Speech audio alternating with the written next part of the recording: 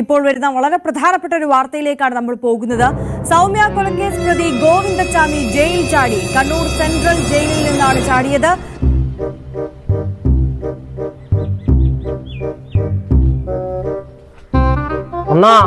ഒരു ചായ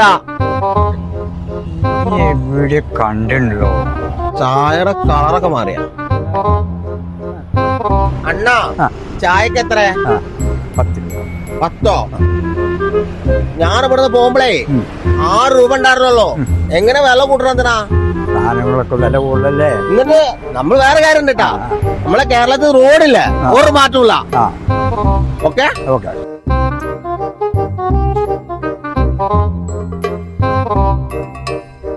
ആളെ മനസ്സിലായോ? കണ്ടിട്ടില്ലല്ലോ. അത് നമ്മുടെ ഗോവിന്ദച്ചാമി തോന്നൂട്ടാ. അവനൊരു കട്ടുണ്ട്. സ്റ്റേഷനിലേക്ക് വിളിക്കാം. ഇത് കേരള പോലീസാടാ. നീ അങ്ങനെയൊന്നും ഇവിടുന്ന് കേരളത്തിൽ നിന്ന് മുങ്ങില്ലടാ.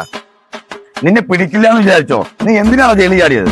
അണ്ണാ ഇന്ന് മലയാള ആക്ടറുടെ ഫഹദ് ഫാസിലെ തമിഴ് പടം ഇറങ്ങിയിട്ടുണ്ട്. അത് കണ്ടിട്ടുണ്ട്. നൈറ്റ് ഞാൻ പോവണ്ണാ. പ്ലീസ് അണ്ണാ. സാറേ ഏതായാലും ഷോന്റെ ടൈമായി. നമുക്ക് ആ പടം കണ്ടിട്ട് പോയാ പോരെ? അണ്ണാ ഒരു മിനിറ്റ് അണ്ണാ, എനിക്കൊരു കൈയുള്ള അണ്ണാ. എന്തിനാടാ? വിട അണ്ണാ.